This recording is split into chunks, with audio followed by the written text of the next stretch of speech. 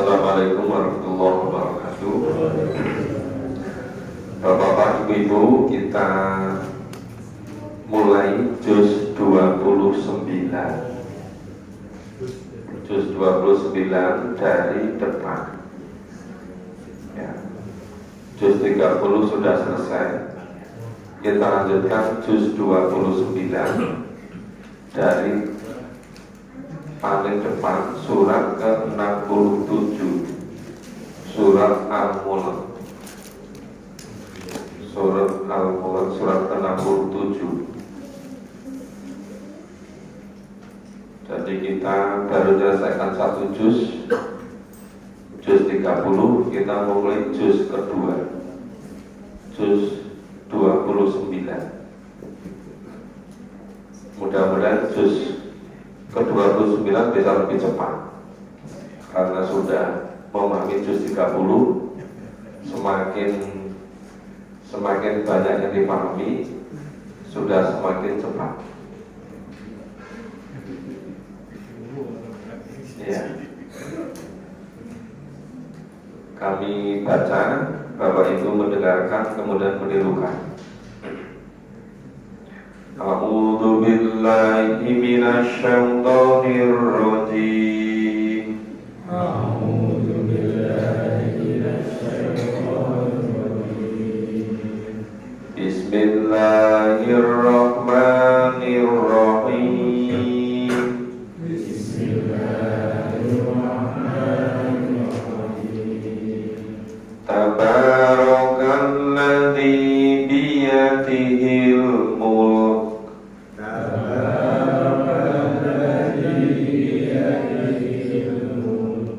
Wa huwa ala kulli syai'in qadir.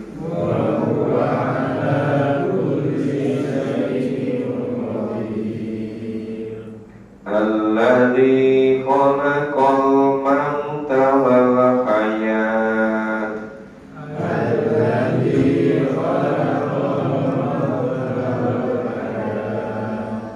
Liyabluwakum ayyukum ahsanu amala.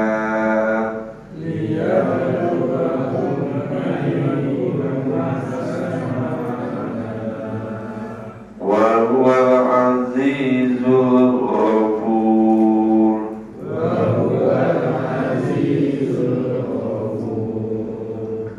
Alladzi khalaqa sab'a samawatin tibaqa.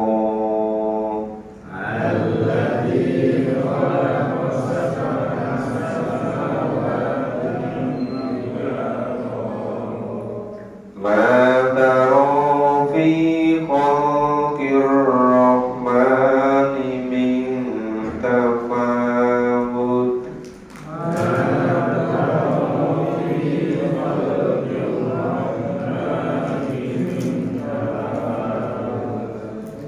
Farji'il basra hal tara min futur.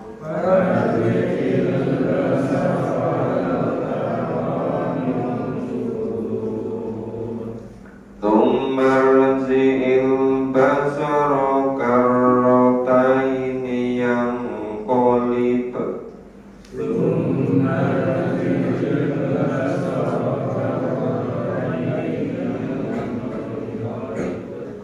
Yanqalib ilaikal basaru khasi'an wa huwa hasir.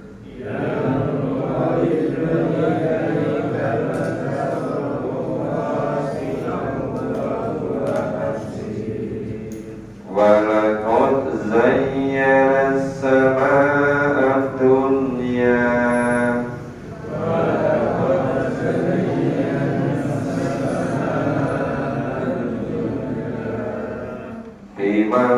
bimasabiha wa ja'alnaha rujuman lis-sayatin.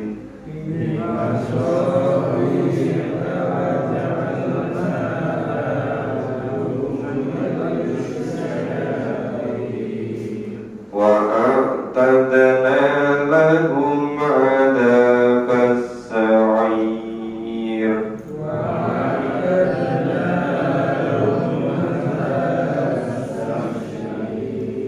Ya, kita pahami dulu ayat 1 sampai ayat 5.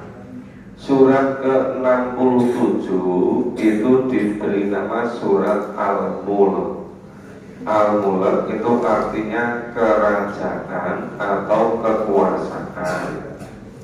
Kata Al-Mulk terdapat pada ayat pertama. Tabaroka, ya baroka, tabaroka, yang maha memberi barokah. Ini biasanya di terjemahan itu diterjemahkan yang maha suci, yang suci Allah. Tapi ini maksudnya tabarokah, yang maha memberikan barokah. Dari Allah yang maha memberikan barokah, yang padanya kekuasaan. Jadi kekuasaan yang sekarang ini di dunia ini ada kekuasaan berjenjang. Ada kekuasaan diri sendiri, kekuasaan keluarga, kekuasaan lingkungan, kekuasaan tingkat RT, RW, duko, lurah, kawedanan. Apa istilah sekarang? Tidak yang kecamatan, Kapanewon, ya Kapanewon, kabupaten, provinsi, negara, terus kawasan. Ada Asia Tenggara, Asia, terus ada pengelompokannya itu biasanya sesuai dengan ini. Ada yang karena ekonomi, ada yang karena kemampuan keuangannya, ada pembagian karena negara-negara yang afiliasi ke ideologi, ada yang ke agama. Itu pengelompokan seperti itu. Tapi itu semua sifatnya itu sangat sementara. Tapi kekuasaan yang hakiki itu berada pada Allah. Maka dia diilmu, kekuasaan ada pada Allah. Bahwa karena kulisya'in qadir, dan Allah itu maha atas segala sesuatu mengetahui, dan maha kuasa, qadir, maha menentukan, maha kuasa segala-galanya. Jadi ayat pertama ini secara ringkas kita tahu bahwa Allah yang maha memberi barokah, yang memberi kekuasaan, yang maha berkuasa atas segala sesuatu. Ayat 2, alladzi khalaqal mauta wal hayata liyabluwakum ayyukum ahsanu amala. Allah yang menjadikan mati dan hidup liyabluwakum, untuk menguji kamu. Jadi satu tujuan untuk menguji, liyabluwakum, untuk menguji apa? Ayyukum ahsanu amala, siapa di antara kamu yang baik amalnya. Padahal baru ada istilah amal yang baik itu setelah ada iman. Kalau tidak ada iman, tidak ada istilah ahsanu amala, amal baik. Wal azizul ghafur, dan dia Allah maha perkasa lagi maha pengampun. Jadi ayat pertama kedua ini masih berisi tentang bagaimana Allah maha kuasa, bagaimana Allah maha memiliki segala-galanya. Allah pula yang menghidupkan dan mematikan seluruh makhluk, Nah, khusus tentang manusia yang mati, yang hidup, itu semata-mata untuk lihat luwakum, untuk menguji kamu. Dulu itu sering didiskusikan begini, itu sama-sama diuji, itu bagus mana? Kalau orang kaya yang bersyukur dengan orang miskin yang sabar. Kalau miskin jodohnya sabar atau sabar. Kalau kaya jodohnya bersyukur. Itu pilih mana? Nah, kalau pilih yang kaya bersyukur, itu bisa masyarakat, bisa bantu nolong yang lain. Tapi kalau miskin sabar, itu biasanya hanya untuk diri sendiri, tapi seringkali merepotkan yang lain. Iya kan? Maka dalam Islam itu mukmin yang kuat itu lebih baik daripada mukmin yang lemah. Nah, itu apa ya? Itu mengenai lihat luwakum. Ya, lihat luwakum ayyukum ahsanu amala. Jadi untuk menguji siapa di antara kamu yang lebih baik amalnya. Ini banyak sekali riwayat-riwayat yang sulit dipertanggungjawabkan kebenarannya mengenai persoalan lihat luwakum ayyukum ahsanu. Jadi kebanyakan riwayat itu lemah. Misalnya yang selalu memuji-muji orang miskin itu gak karuan itu. Ayat 3, Alladzi khalaqa sab'a samawati tibaqa. Jadi Allah yang Maha memberi barokah, yang memberi kekuasaan atas sesuatu, yang menghidupkan mematikan manusia. Terus tadi itu yang menciptakan langit sabna 7 sab tibaqa. Tibaqa itu lapis, berlapis-lapis. Ya, yang disebut dengan sab'a samawati tibaqa, 7 lapis langit. Itu ya memang ada 7 betul kalau secara teknologi diketahui. Tapi banyak memahami namanya 7 lapis itu menunjukkan jumlah yang banyak. Bisa jadi itu jauh lebih banyak daripada 7 kalau itu diteliti secara lebih cermat lagi gitu.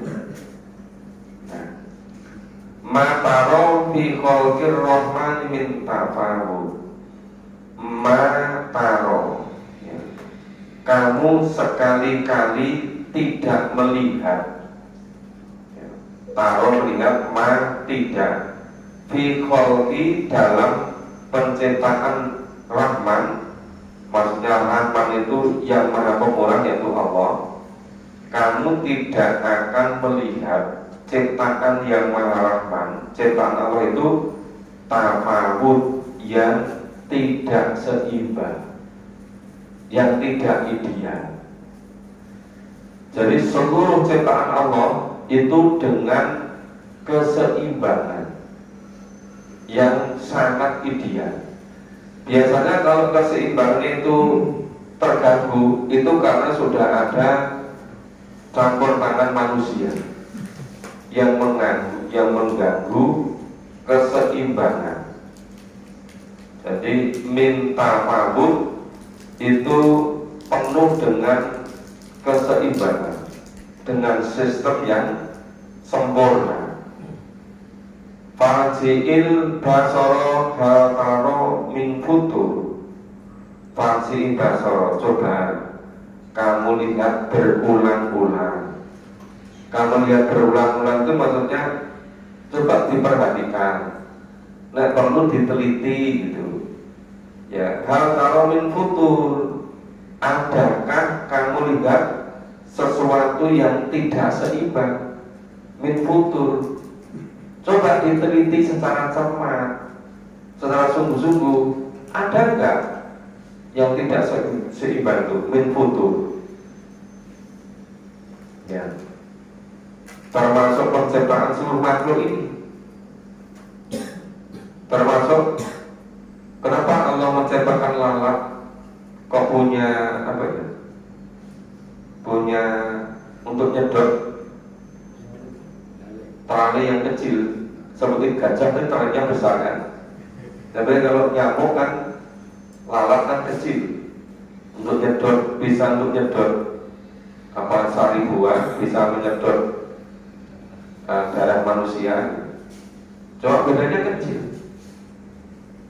Tapi itu ya min futur, tidak ada yang tidak seimbang. Jadi sudah dibikin ekosistem yang demikian hebatnya. Ya, itu semua menunjukkan maha kuasanya Allah. Kemudian 4, tumarji'il basara karotain yang qolib ilaikal basaru khosi'am wa khasir. Kemudian cobalah itu Anda pandang lagi, Anda lihat lagi, ya sekali lagi, ya karotain. Coba itu diperhatikan lagi, sekali lagi. Nah, niscaya nanti setelah kamu lihat kembali, Anda perhatikan kembali, nah niscaya penglihatanmu akan kembali kepadamu dengan tidak menemukan cacatnya sama sekali. Dan penglihatanmu itu pun dalam keadaan sampai apa? Hasil, sudah sampai payah, nggak bisa menemukan cacatnya, karena hebatnya ciptaan dari Allah. Walaqad zayyana sama dunya bimasobiha. Sesungguhnya Allah telah menghiasi langit yang dekat dengan bintang-bintang. Ya. Wa ja'alna rujuman lisyayatin. Dan Allah jadikan bintang-bintang itu sebagai alat untuk melempar setan. Loh, bintang itu untuk melempar setan.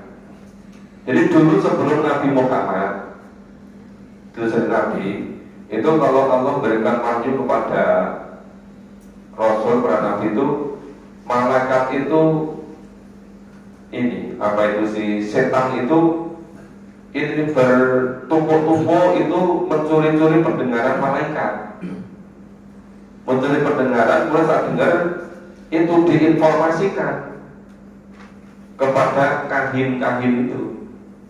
Makanya kenapa zaman dulu kahin itu disebut orang pintar, itu sering benar. Tapi setelah mulai Nabi Muhammad, itu setiap ada begitu, itu dilempar oleh bintang. Maka sudah nggak ditemukan lagi kahin yang bisa benar, karena sudah nggak bisa mencuri-curi informasi lagi, nggak bisa mencuri-curi wahyu lagi. Maka saat itu rujuman, alat pelempar, lisyayatin, untuk melempar setan. Wa atatna lahum adzabasyair, dan Allah sediakan bagi mereka siksa neraka yang menyala-nyala, adzab sa'ir, ke neraka sa'ir. Jadi dulu ketika periode Mekah, banyak orang-orang kafir, orang-orang musyrik yang tidak iman, yang tidak percaya. Diajak iman kepada Allah tidak mau, diajak iman kepada Nabi nggak mau, diajak iman kepada kebenaran wahyu dari Nabi juga nggak mau. Makanya berkali-kali buahnya terus menerus itu selama 13 tahun itu turun terus menyebutkan tentang keimanan ini, sehingga semakin lama semakin banyak yang iman ikut Nabi gitu. Nah itu tadi yang 1 sampai yang 5. Kenapa surat ini disebut surat Al-Mulk, yang berarti kekuasaan atau kerajaan. Isinya Yang ayat 1 sampai ayat 5 seperti itu. Nah, mungkin ada di antara Bapak Ibu yang mau bertanya. Pak Darman mau tanya nggak? Hukum belum mau diakhiri kalau bertanya. Monggo. Gimana cara menghidupkan? Kalau nggak bisa ngundang malaikat dulu. Ya. Ya, assalamualaikum warahmatullahi wabarakatuh. Tadi disebutkan Alladzi khalaqal mauta wal hayata liyabluwakum ayyukum ahsanu amala. Kalau diperhatikan bahwasanya manusia sadari ada tahapan-tahapan, artinya mauta yang belum ada, warga lantas ada, artinya saya yang kedua adalah lahir di dunia. Setelah itu mauta lagi di alam kubur, saya lagi itu di alam akhirat. Iya. Nah, proses pengujian lihat pelaku di pengujian itu adalah apakah waktu mereka hidup di dunia untuk artinya gini, dia bisa mensyukuri yang dulu belum ada sampai ada apa dalam berbenak dalam pikiran itu tidak seperti yang terakhir. Karena ada tadi dalam ajaran kan bahwa tadi dulu artinya Allah adalah Maha Perkasa dan Maha Pemberi Maaf. Yang liyabluwakum ayyukum ahsanu amala di dunia ini. Karena tempat ujian ya selama hidup di dunia ini. Sebab nanti ketika sudah menjelang ajal di alam kubur, alam barzah seterusnya, itu tinggal terima balasannya saja. Jadi yang liyabluwakum ayyukum ahsanu amala itu selama hidup di dunia ini. Selama hidup di dunia ini itu ya ada mati kemudian dihidupkan, kemudian mati kembali. Nah, kemudian asal itu mati karena manusia itu kan semula dari sari mati tanah, kemudian hidupkan jadi manusia, tempat ujian. Nanti mati dihidupkan lagi, mempertanggungjawabkan seluruh perbuatannya. Jadi nanti pertanggungjawaban itu konsekuensi atau balasan dari selama hidup di dunia ini.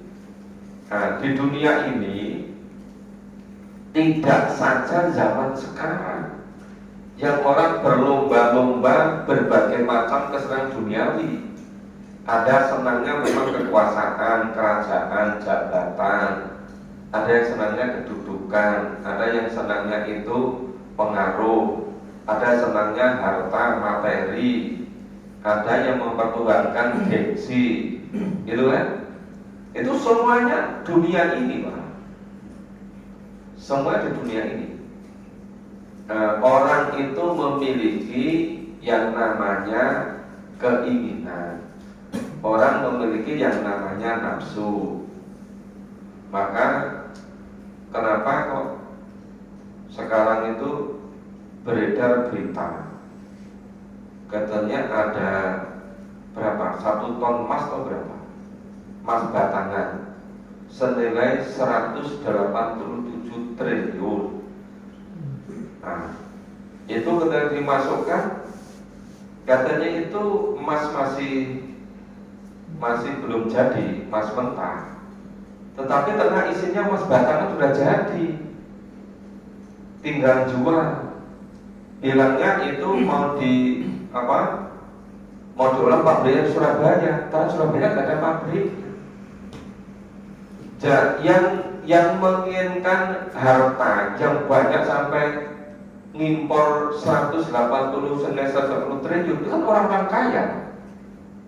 Kalau orang fakir miskin, apa ada pikiran begitu? Nah, iya. Jadi yang ujian yang besar-besar itu biasanya orang-orang yang kaya, yang memiliki kekuasaan, yang memiliki jabatan, yang memiliki kerajaan itu. Makanya yang korupsinya itu triliunan itu, ratusan triliun, puluhan triliun, ratusan triliun, itu secara materi kaya, kedudukan tinggi, Pak. Paling nggak punya pengaruh yang besar. Dan makanya semula, Pak, hidup di dunia ini sudah penuh keteraturan. Di dalam Islam itu selalu ada hak dan kewajiban. Orang kalau memiliki kesekian itu harus keluarkan zakat, infak, sedekah, syukur wakaf dan sekian, supaya itu merata, Pak, supaya makmur semua. Nah, kemudian ketika orang itu ngikutin nafsunya, itu serakah, yang seharusnya misalnya dia cukup 10 sampai 20 miliar, tapi mengumpulkan sampai ratusan triliun, Pak. Yang seharusnya untuk yang lain itu dihabisi ke sana. Ya seharusnya makan itu sekali makan mungkin cukup 150 ribu, ya dua 100 ribu. Tapi ada yang makan sekali itu sampai habisnya 50 juta. Nggak tahu yang dimakan apa. Mungkin yang dimakan gengsi, Pak. Kalau yang dimakan makanan juga semua hal itu. Tapi kalau yang dimakan gengsi ya memang ya seperti itu. Akibatnya apa? Loh, kalau di Indonesia aja yang di bawah garis kemiskinan sampai 30 juta. Nah, 30 juta itu kan sudah sama dengan seluruh penduduk Malaysia. Itu baru sama dengan orang miskin Indonesia. Loh, padahal subur makmur seperti ini gitu. Itu baru contoh kecil untuk konteks Indonesia. Bagaimana untuk tingkat dunia, ya kan? Makanya tadi dari awal dikisahkan, dibikin itu tanpa cacat, penuh dengan keseimbangan itu, jadi rusak gak karuan seperti ini. Itu kan karena itu tadi melampaui batas kewajaran manusia tadi. Ingin ibaratnya sudah punya emas satu gunung, ingin emas gunung yang kedua. Setelah punya gunung yang kedua, ingin gunung yang ketiga. Nah, padahal masih banyak seperti itu inginkan yang penting setiap kebutuhan bisa terpenuhi. Itu aja sulit. Sementara yang lain sampai numpuk-numpuk demikian rupa. Karena Pak yang punya mobil itu sampai seperti satu lapangan itu penuh mobil gak dipakai-pakai, Pak. Tapi ada yang punya mobil satu butut itu dipakai terus itu. Iya kan? Nah, memang itu tadi karena terganggu keseimbangan keteraturan. Jadi kembali ke tadi itu lihat lumakum ayat asal itu di mana? Di dunia ini. Untuk menentukan besok di alam yang kekal. Ya, di dunia ini hanya sangat sebentar. Kalau misalnya kita sekolah, waktu ujian hanya berapa jam? Misalnya sekolahnya itu 3 tahun, ujiannya hanya berapa jam gitu kan? Nah, nanti penggunaan ijazahnya itu lama. Nah, di akhirat itu lamanya nggak ada batasnya. Ditentukan ujian ketika di dunia. Kalau hitungan peredaran matahari bulan mungkin mencapai 80 tahun, 77 tahun. Tapi kalau hitungan dengan jam akhirat mungkin nggak ada 1,5 jamnya, cuma sangat sebentar. Makanya itu tadi lihat lumakum ayyukum ahsanu. Tapi sebagian besar manusia itu nggak lulus ujian karena tidak tahu kalau hidup di dunia ini ujian. Karena disibukkan oleh berbagai macam kesenangan dunia ini. Kebanyakan sejak kecil turun temurun itu nggak tahu hakikat hidup. Sejak kecil itu tahunya ya kerja sama bisa makan minum, udah senang itu. Disibukkan terus oleh kerja gitu.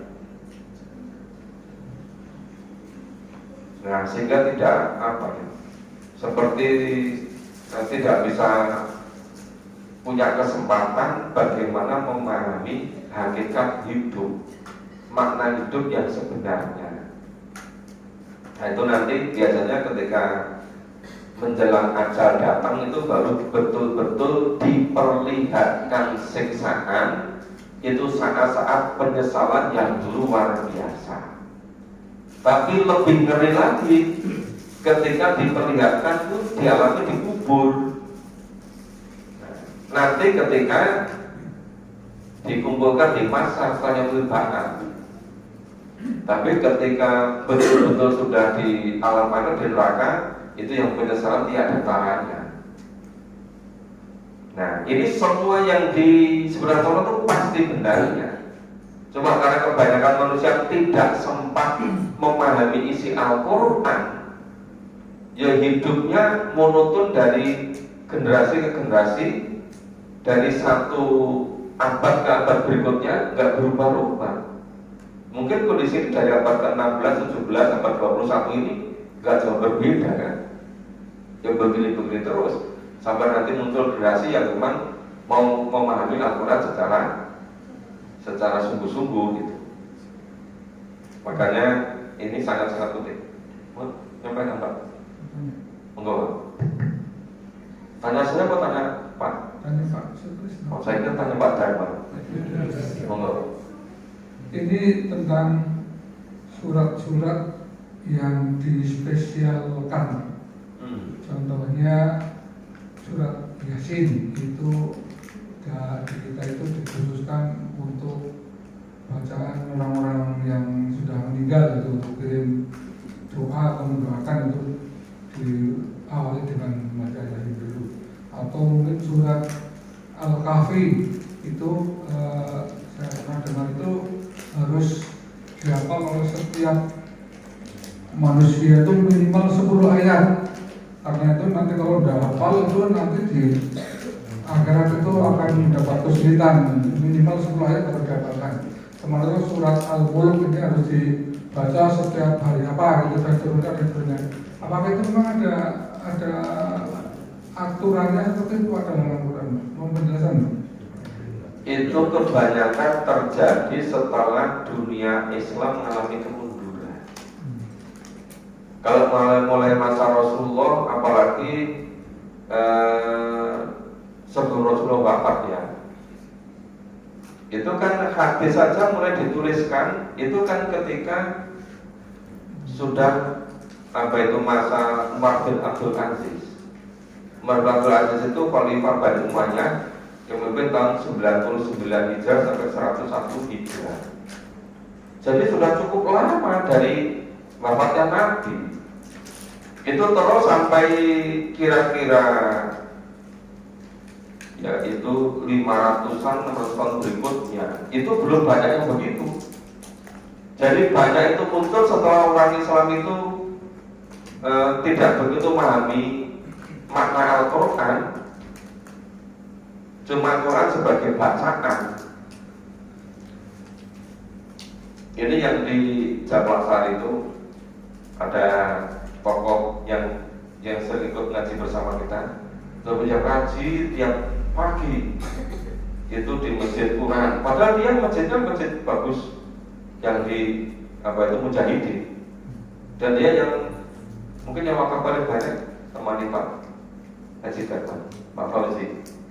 Katanya wakafnya itu berapa? 400 meter pun harga per meternya itu 3,5 juta, 4,5 juta. Itu yang untuk halaman masjid Mujahidin. Iya kan? Masjidnya, ya, yang punya hutang Baitullah orangnya. Iya. Itu sampai bilang ke saya begini. Itu di tempatku itu kok surat Yasin itu cuma dibaca terus setiap malam Jumat. Bisa nggak itu dijelaskan maksudnya apa gitu? Minta ke saya, sudah saya sanggupi. Pas ternyata saatnya saya ditugasi ke Garut itu. Jadi belum jadi saya jelaskan. Itu ya saking prihatin itu. Ya kadang-kadang udah direncanakan lama tapi pas jadwalnya itu bersamaan itu loh.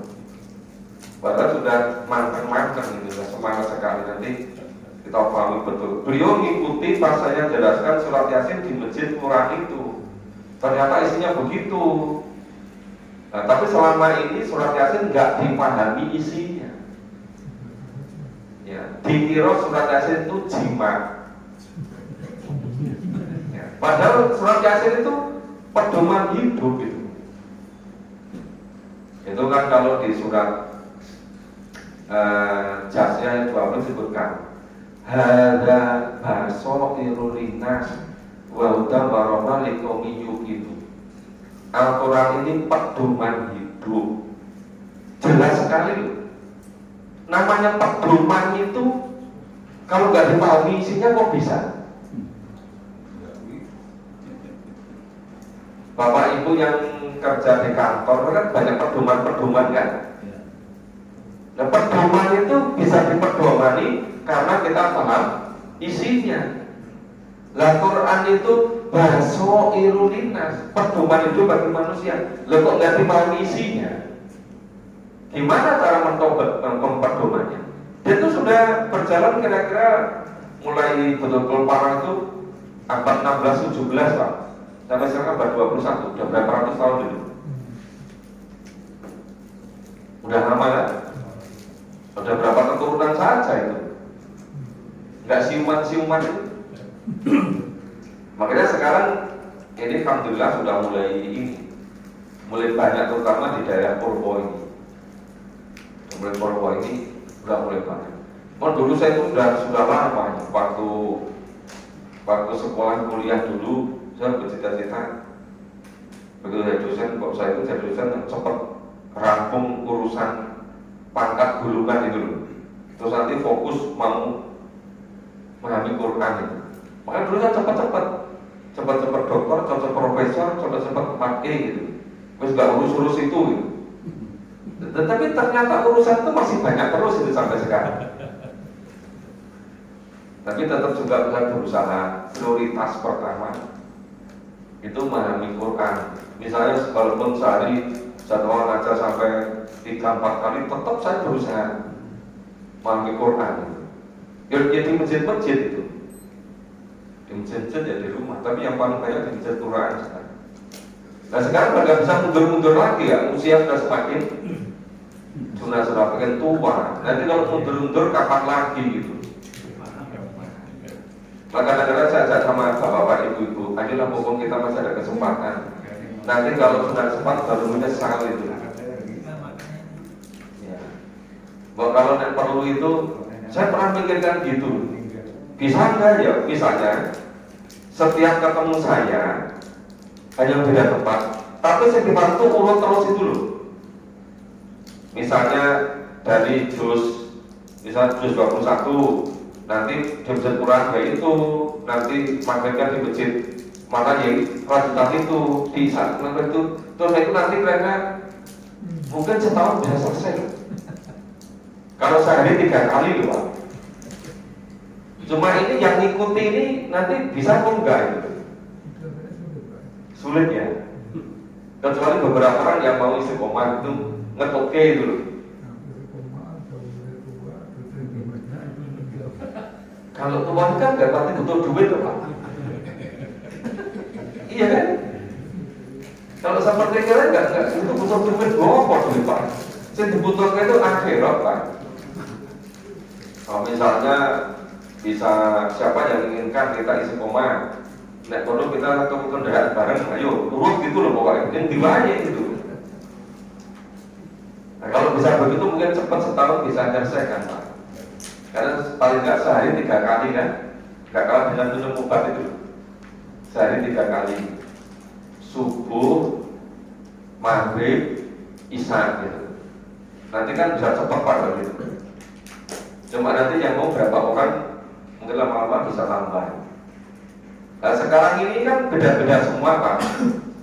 Pada ini masjid Quran sudah mau selesai 10 juz, nggak sedikit.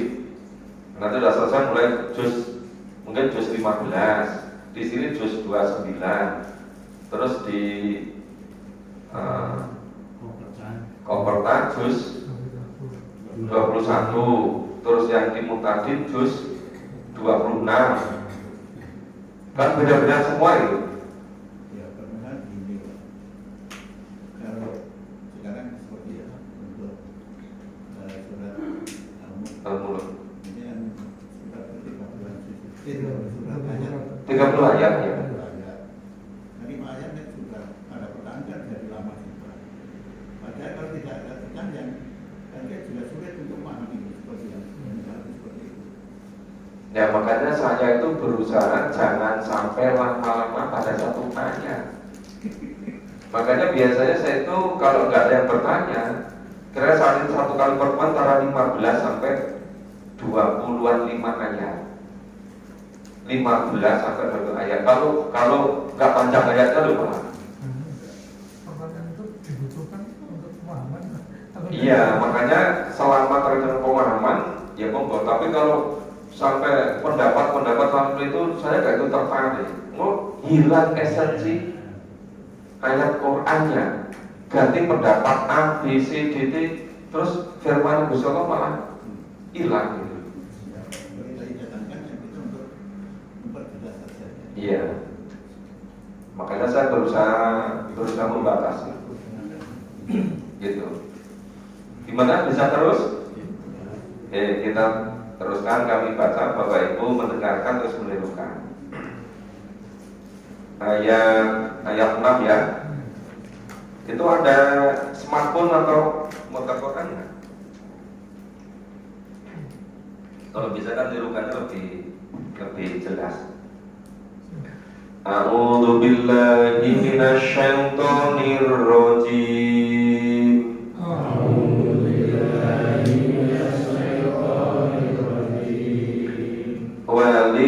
Walilladzina kafaru bi rabbihim adzabu jahannam.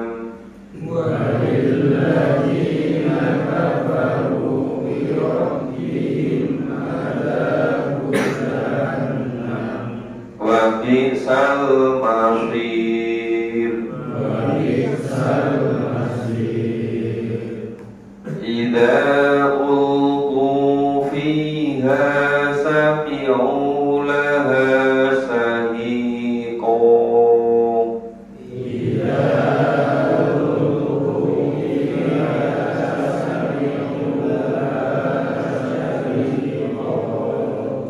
Sahiqa wa hiya tafur.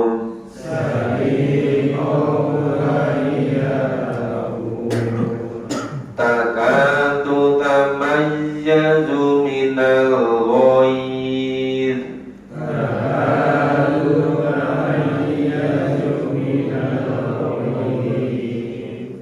Kullama ulqiya fiha fawjun sa'alahum.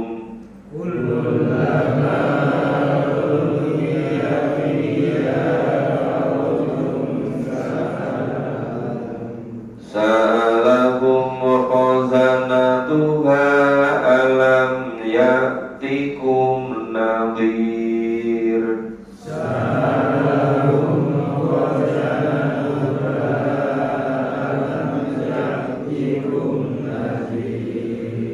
Qalu bala qad ja'ana nadhir.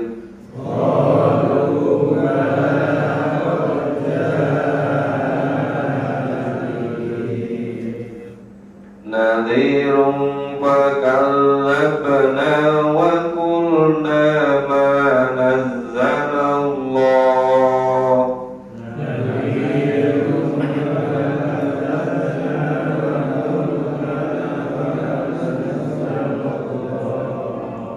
Ma nazzala Allah min syai'.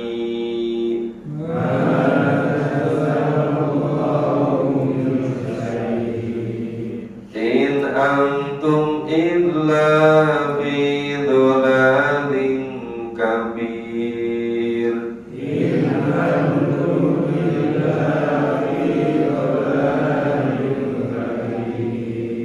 Wa qalu law kunna nasma'u aw naqilu ma kunna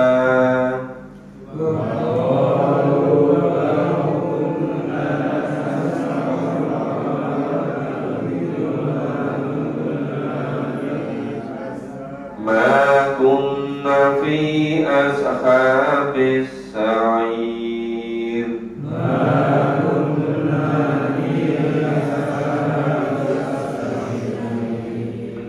Fa'tarafu bidambihim fasuqqa.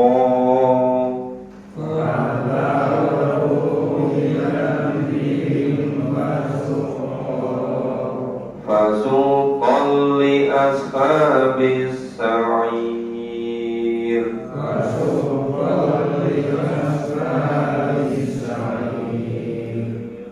Al-Quran itu yang pokok sebenarnya dua. Pertama itu peringatan pada orang-orang yang tidak percaya, dan kabar gembira kepada orang-orang yang percaya. Yang percaya namanya orang beriman, yang tidak percaya namanya kufur. Itu jenisnya banyak sekali. Bisa kufur, musyrik, bisa melampaui batas, bisa namanya logo, tahu, macam-macam itu. Tapi daripada dua itu, jadi termasuk yang peringatan. Waladzina kafaru bi rabbihim. Nah, dan orang-orang yang kufur, yang ingkar terhadap Tuhan mereka, ngadzabu jahannam, ya, memperoleh azab jahanam. Jadi azab jahanam itu karena kekufurannya, gitu. Wabi salmasir, dan itu seburuk-buruk tempat kembali. Yang seburuk tempat kembali itu apa? Jahanam tadi. Jadi jahanam itu seburuk-buruk tempat kembali, dan jahanam itu akibat dari kufur. Kalau nggak kufur, ya nggak ke jahanam, gitu loh. Makanya supaya kita tidak ke jahanam, kita harus iman, gitu.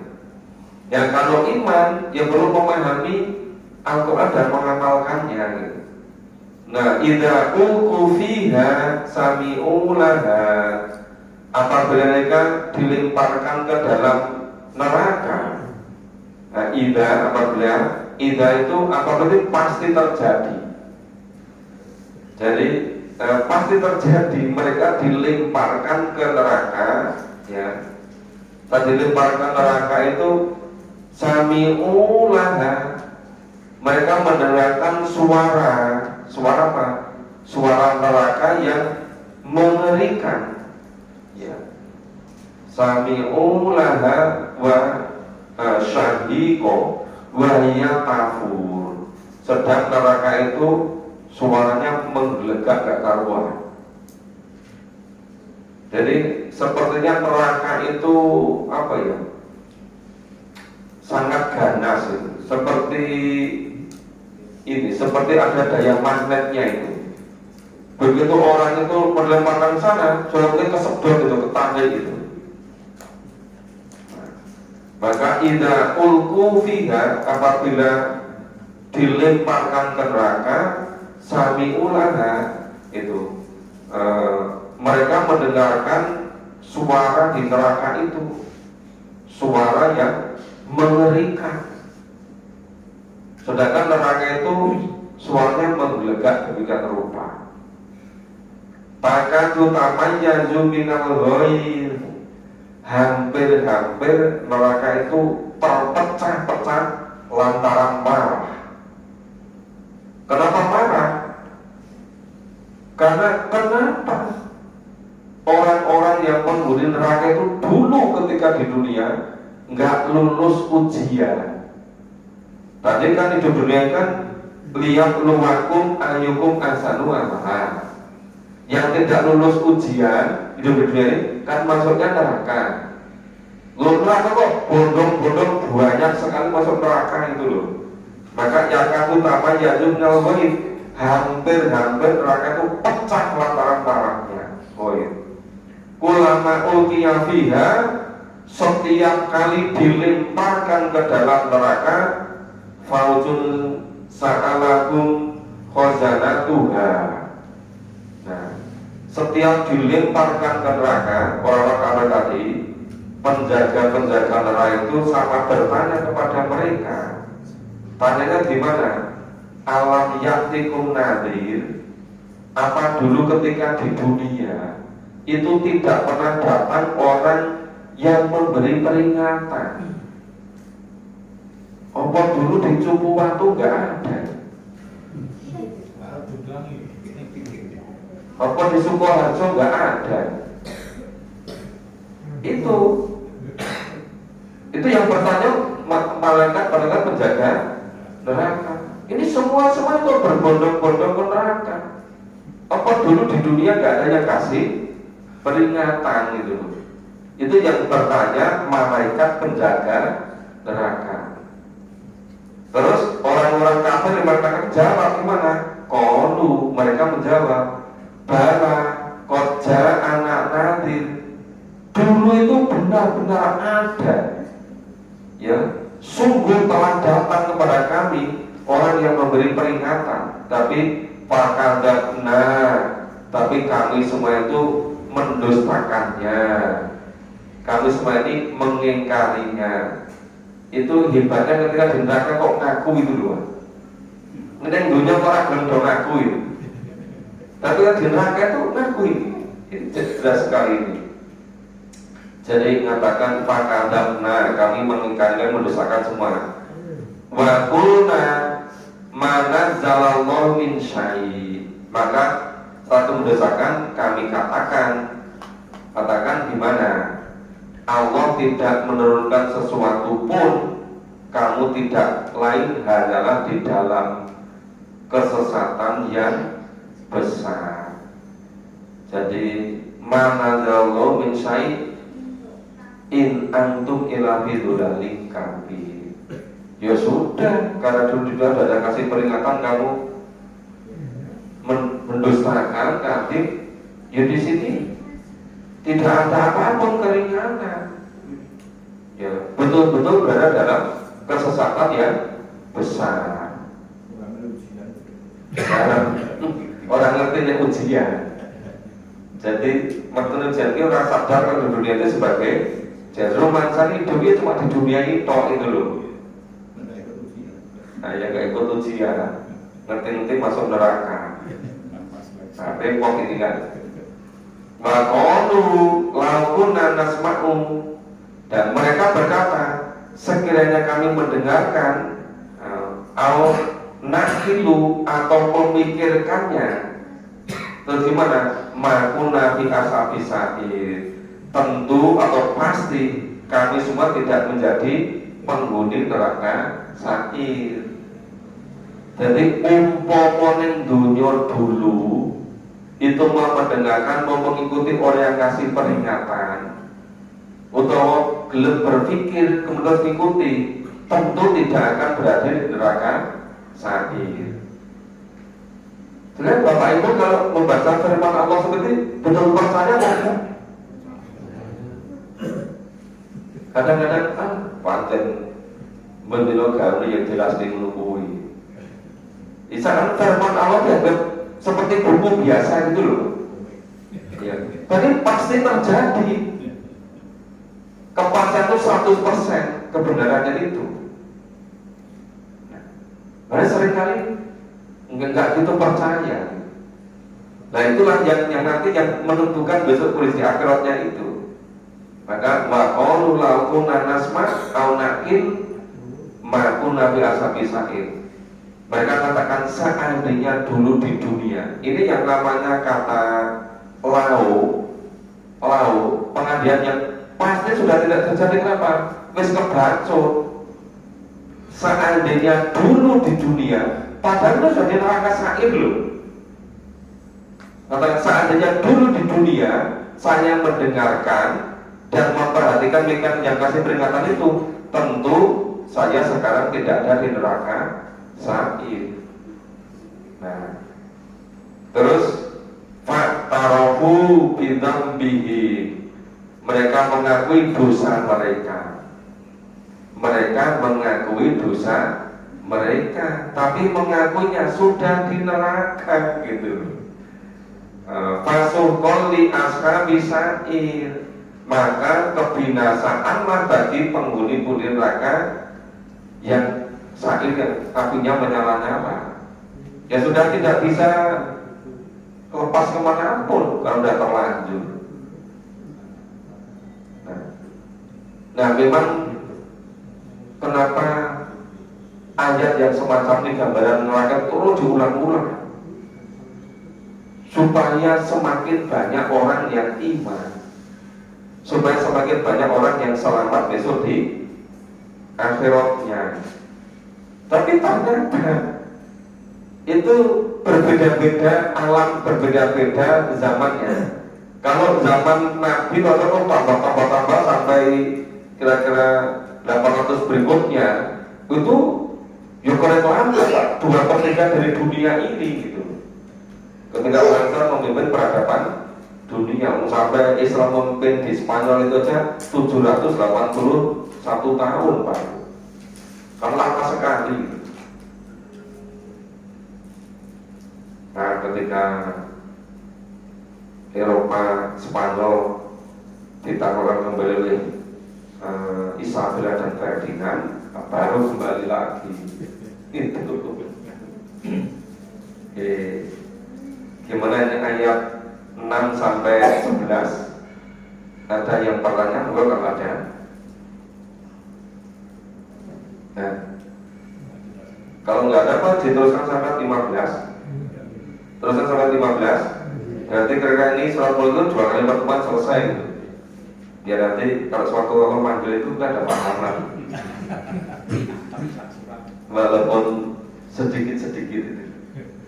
A'udzu billahi minasyaitonir rajim.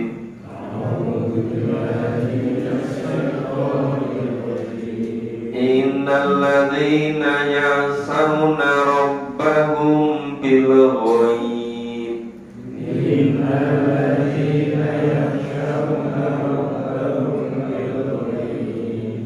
Lahum maghfiratun wa ajrun kabir.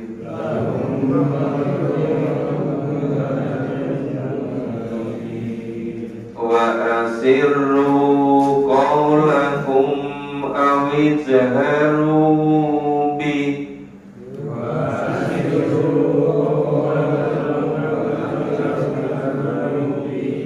Innahu alimun bidatis sudur.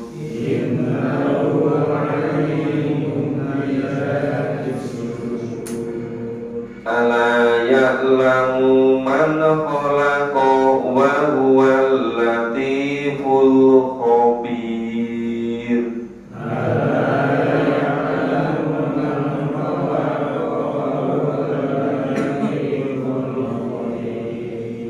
Huwallazi ja'ala lakumul arda dalula.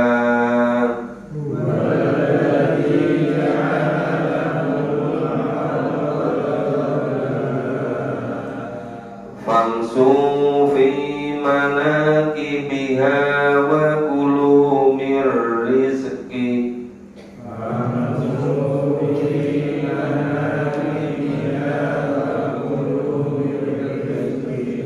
Wa ilaihin nusur.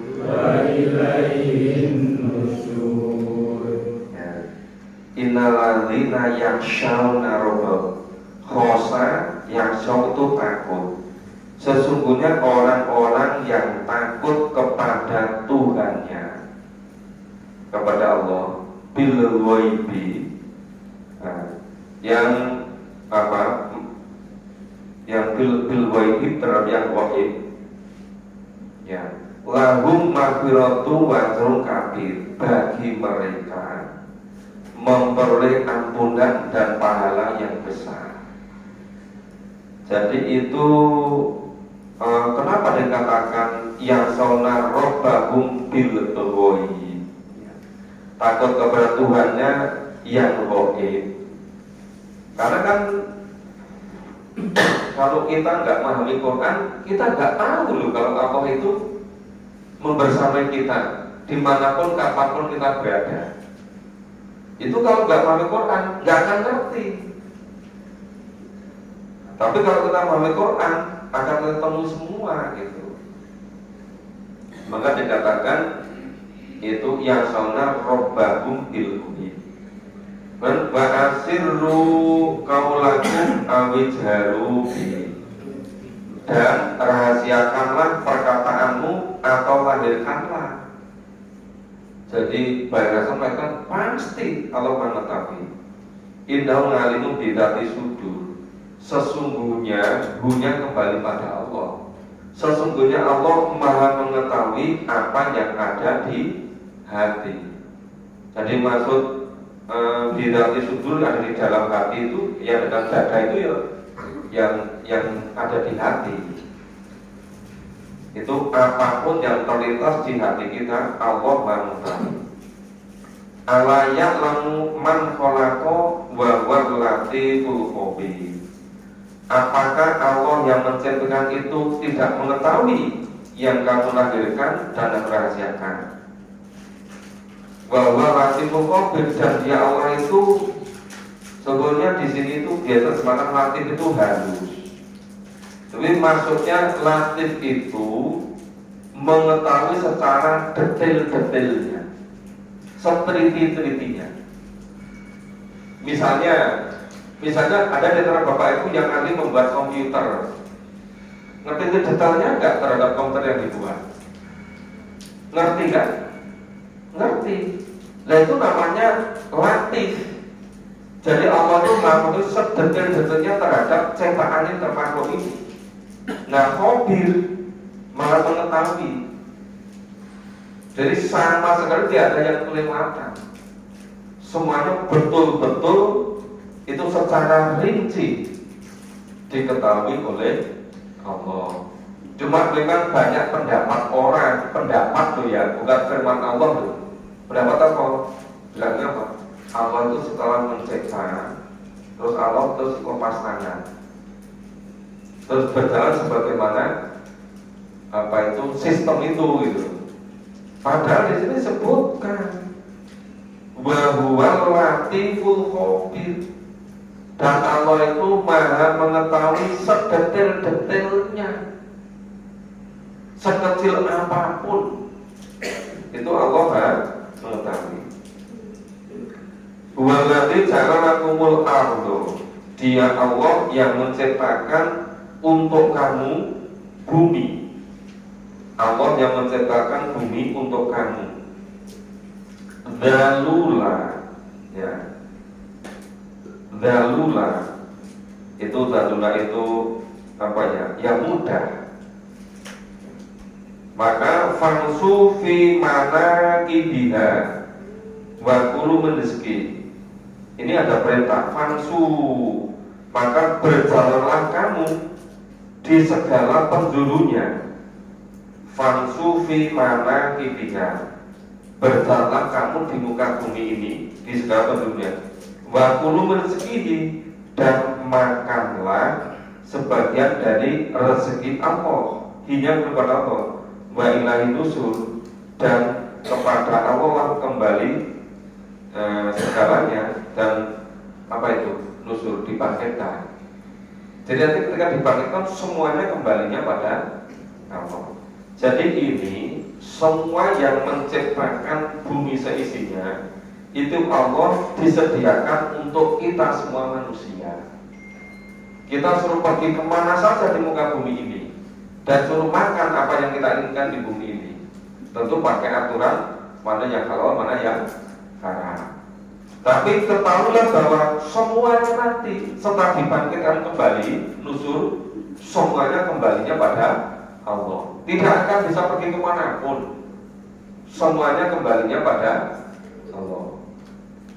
Nah, ini kan kalau kita nggak pahami Quran, kita nggak bisa ngerti, Pak. Kalau semuanya ini ternyata Allah ciptakan untuk kita bebas pergi kemana saja dan suruh makan sebagian rezekinya. Tapi ingat bahwa nanti pada hari kebangkitan semuanya kembalinya pada Allah. Nah, makanya saya sampaikan Yang bisa menjadikan ngerti dan baik itu hanya karena Quran. Karena kalau kita nggak memahami, kita sama sekali nggak ngerti. Yang terjadi seperti ini. Di surat Baqarah ayat 29 disebutkan, "Huwallazi khalaqalakum ma fil ardi jami'an." Dia Allah yang menciptakan semuanya ini untuk kamu. Nah, coba gitu. Allah sudah menyatakan seperti itu.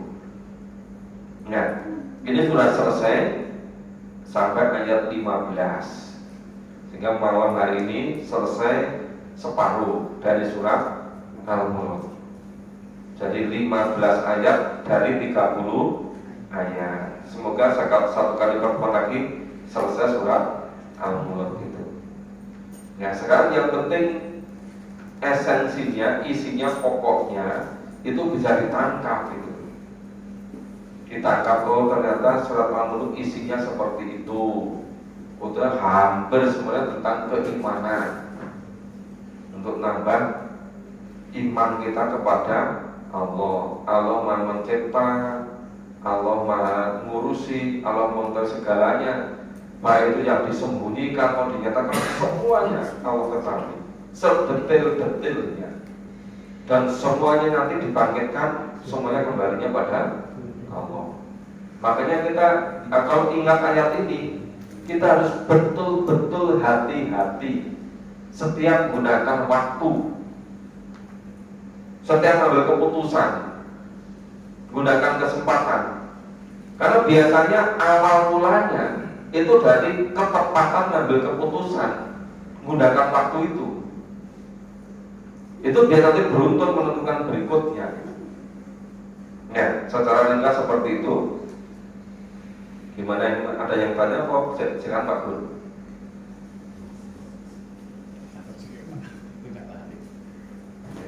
Makanya Pak Profesor, tadi di ayat yang ke-5 itu diterangkan bahwasanya bintang-bintang itu sebagai hiasan di langit yang paling rendah, dan juga bintang-bintang tersebut sebagai pelempar bagi setan-setan. Dan seolah pengertian kami yang awam Pak itu seperti bintang dilihat dari sini hanya sebesar kerikil. Nah, ini maksudnya gimana Pak? Satu. Yang kedua, pada hari akhir nanti manusia kok tidak bisa berbohong seperti di dunia ini Pak? Mereka bisa jujur sekali walaupun dulu kehidupannya sebagai berdosa. Mohon keterangannya Pak. Terima kasih. Yang pertama, banyaknya bintang itu tak terhingga. Seandainya manusia itu seumur hidupnya menghitung bintang, itu kira-kira hanya mampu maksimal menghitung 6 miliar. Jumlahnya nggak terhingga banyaknya Pak, bintang itu. Cuma kemampuan manusia ini sangat terbatas gitu. Nah itu, dulu ketika Allah itu turunnya wahyu kepada melalui malaikatnya kepada Rasul, itu setan itu ini loh, kuping mendengarkan wahyu itu dari malaikat kepada Nabi, kemudian dibocorkan ke kahin-kahin itu supaya tidak terjadi lagi. Setiap itu dilempar pakai pecahan bintang itu. Iya. Jadi bintang itu saking nggak tangga banyaknya, itu pecah untuk melempar setan-setan itu. Gitu. Terus tadi yang kedua, kenapa ketika besok di akhirat, di neraka itu kok jadi jujur? Karena sudah tidak bisa sama sekali untuk akan berkelit Pak. Karena seluruhnya ada catatan mereka yang namanya di kitab sijil. Kalau orang-orang yang berdosa itu merek kitabnya, nama kitabnya namanya sijil. Kumpulan seluruh perbuatannya itu. Nah, orang yang berbuat baik, Imam Al-Hafiz namanya kitabnya ini, itu. Jadi sudah tidak bisa lagi berkelit, semuanya ada catatan itu, lengkap itu. Maka tidak bisa lagi akan beralasan. Ya harus jujur. Orang di dunia ini biasanya yang tidak jujur itu karena nggak punya keimanan atau nggak kuat imannya. kalau Allah ngutus malaikat, malaikat tugasnya memang mencatat apapun yang dilakukan dulu. Maka biasanya itu bohong. Terjadinya persekongkolan, terjadinya apa itu kesepakatan jahat, itu kan karena lemahnya iman. Nganggap itu nggak ada Allah, nggak utus malaikat itu kan. Jadi orang semaunya sendiri gitu. Tapi kalau betul iman pada Allah, kuat imannya, nggak akan terjadi ada persekongkolan jahat itu. Nah secara ringkas begitu Pak. Kasih wonten, monggo Pak. Tadi disebutkan termasuk masalah Paujung Salamu Tuhan. Seperti ini, apakah kira-kira karena sejak Nabi sampai sekarang kalau berhitung itu sekitar 1000-an Nabi Muhammad ya sampai sekarang. ya 1500-an. Ya. Adakan lagi faktor oleh timur, faktor oleh amatu, faktor suruh. Faktor satu. Lalu waktu yang untuk mereka sangat lemah menjadikan di mereka kepala.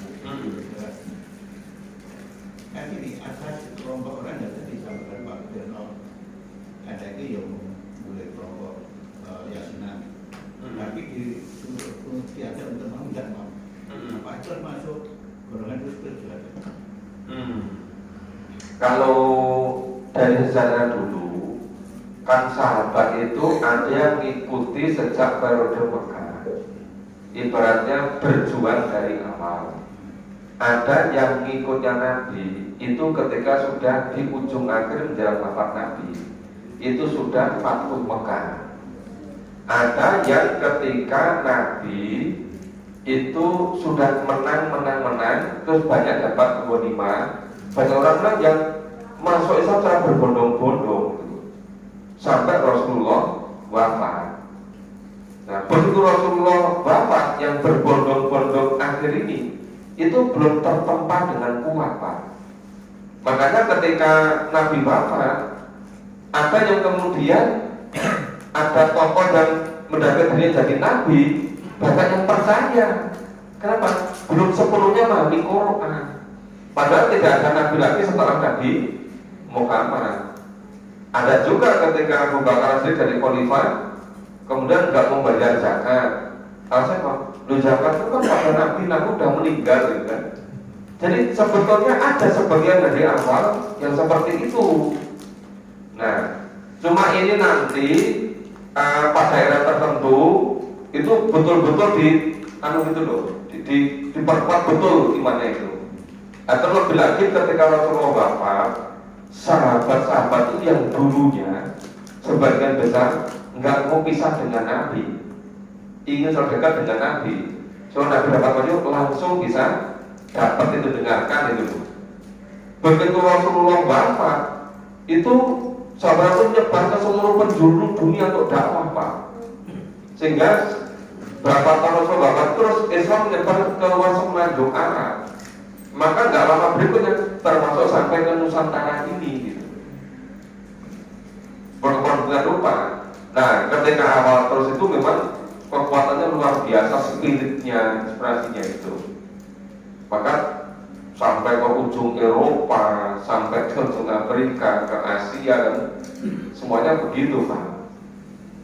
Maka sekitar 2/3 dari dunia ini di bawah apa itu kebersamaan umat Islam. Dan itu waktunya cukup lama. Cuma setelah mengalami kejayaan itu, orang cenderung tidak semangat berjuang, semangatnya hanya menikmati. Nah, kemudian kebangkitan di Eropa, orang Eropa itu meneruskan dari khasanah peninggalan temuan orang-orang Islam ini. Mereka manfaatkan untuk menjajah orang-orang Islam di seluruh dunia. Terus pertengahan awal abad ke-20 namanya Jamaluddin Al-Ghani. Ya, dulu semua dia ngajak-ngajak di Al-Azhar Mesir. Tapi dolan batangnya kok Sontarbon itu malah pergi ke Perancis. Terus politisme kita ngetutke itu awal mula paham pan-Islamisme. Terus kemudian mencapai kemerdekaan pada pertengahan abad ke-20 hampir seluruh negara Muslim. Tetapi itu semuanya baru luarnya Pak. Karena isinya dari itu belum betul-betul dicelup dengan Quran. Seharusnya era sekarang ini itu era untuk memahami Al-Quran. Jangan sekedar dibaca tapi nggak ngerti apa yang dibaca gitu loh. Maka beberapa Ramadan itu saya sudah menyampaikan bahwa kalau bisa itu Quran bukan hanya dibaca, tapi mulai dipahami isinya. Walaupun dengan bantuan terjemahnya nanti lama-lama bisa ngerti. Jadi kan dulu biasanya cuma ini Pak, apa itu bodoh ini loh, cepat-cepatan apa itu khatam Quran itu loh.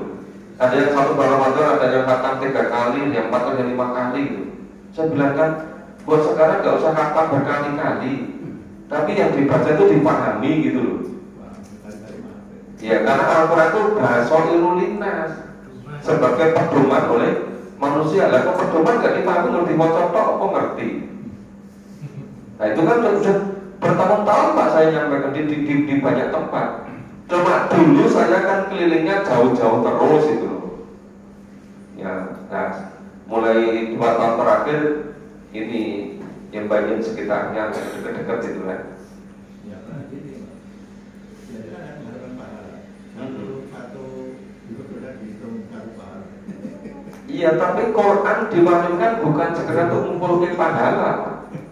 Quran itu diwajibkan untuk memperbaiki kehidupan manusia supaya menyiapkan di besok hidup di akhirat yang kholidina biha abada. Kalau dibaca tok nggak ngerti isinya, kan nggak bisa untuk memperbaiki hidup Pak. Iya betul. Demikian Bapak Ibu, semoga bermanfaat. Terima kasih semuanya. Ya insya Allah kita sambung minggu yang akan datang.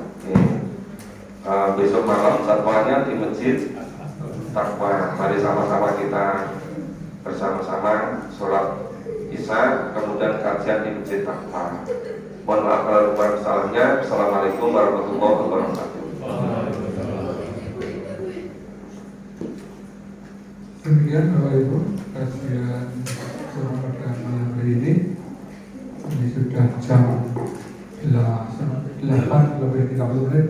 Pas nih, setengah 9 kita selesai.